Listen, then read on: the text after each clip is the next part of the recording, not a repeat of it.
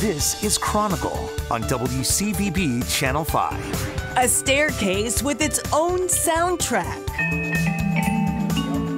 One bench that's not like the others. What is this? A mistake? The square named for a high achiever. He was a congressman, he was a governor, he was president of Harvard University. But why a pair? Quirky landmarks. Do you know where they are?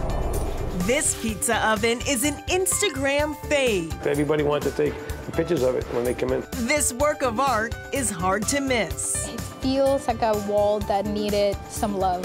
And we found a room this founding father would recognize. We have one original safe actually built into the wall. Take our City Savvy quiz. I think I'm stuck. Next on Chronicle. How well do you know Boston? The historic sites. The wealth of public art. The local landmarks. Get ready to test your city savvy.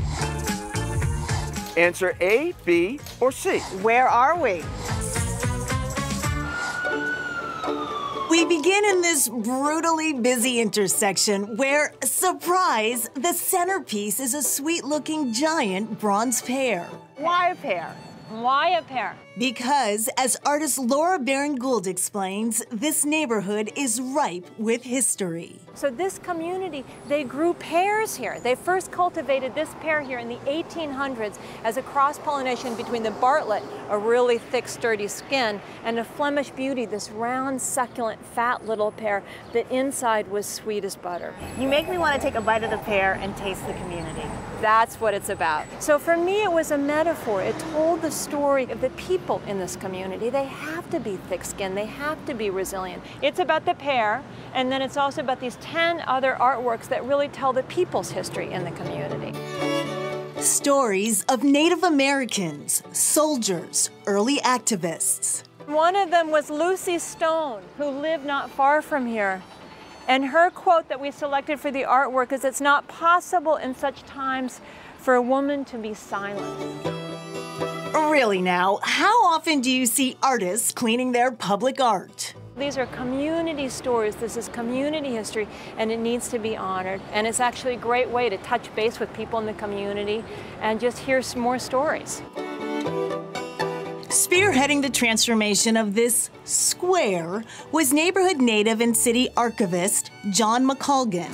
So it's no accident there's a pear statue. There's an actual orchard here in the city. Pear orchard, yes. And nestled among the orchard's legacy trees, more bronze. This one dates from 1867 and honors a local hero. He was born very near here. He had a very remarkable, extraordinary career. He was a congressman, he was a governor, he was president of Harvard University, he was Secretary of State under Fillmore. He ran for vice president against Abraham Lincoln. From orchards to a statesman, this neighborhood was also an original settlement in Mass Bay Colony. That's a strong hint. So, where are we? Edward Everett Square, Louisburg Square, or Maverick Square? We are in Edward Everett Square, named after this guy.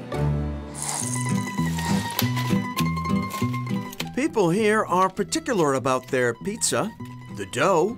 The dough is aged 7 days before we use it. The sauce. We grow our own tomatoes, special. The cheese. The cheese is aged 8 months, whole milk mozzarella, the only kind. And most important of all, the oven. Nothing beats here, nothing. Especially when it comes right out of the oven, forget it, it's the best. That oven is a Marvel coke coal oven that was built in the late 1880s. And the walls of it are not insulation, it's filled with sand.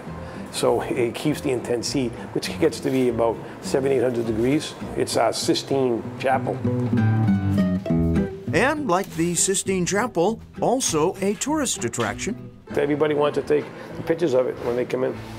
Except the one day each year when the oven is cooled and cleaned. They clean the jets from the semolina from the whole year. Followed by something you have to see to believe. The only way to get into it is to crawl into it. And they maintain our bricks. They are the original bricks. We never changed them ever. We don't maintain that oven, forget it. One Ronnie, one cheese. Newcomers get a side of history here with their slice of pizza. This is a field trip for the 5th grade at Miller Elementary School in Holliston, Massachusetts. And the 4 parent chaperones decided that this is the most cultural place in Boston. So we decided to stop here for lunch. Lifers can relate.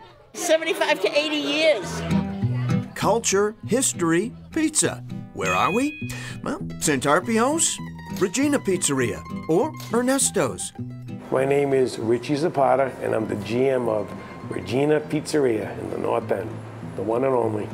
At least the original, says company representative Christina Chimura. We have 15 other locations throughout Massachusetts. The one thing that they don't have is the oven from 1888, but the specs have been taken from this original oven in the North End. The dough, the sauce, the cheese is all the same. This is the mothership, absolutely, since 1926. And back to Edward Everett Square, which is in Dorchester. It's also home to the oldest house in Boston, the Blake House, which was built in 1661. And the statue of Edward Everett was actually moved from its original location, which was in the Boston Public Garden. And the square is crazy busy because it leads right to the Southeast Expressway. Yeah, it certainly does. It's a busy place indeed. He made a bench, but I never imagined people would sit in it. Do you know where it is?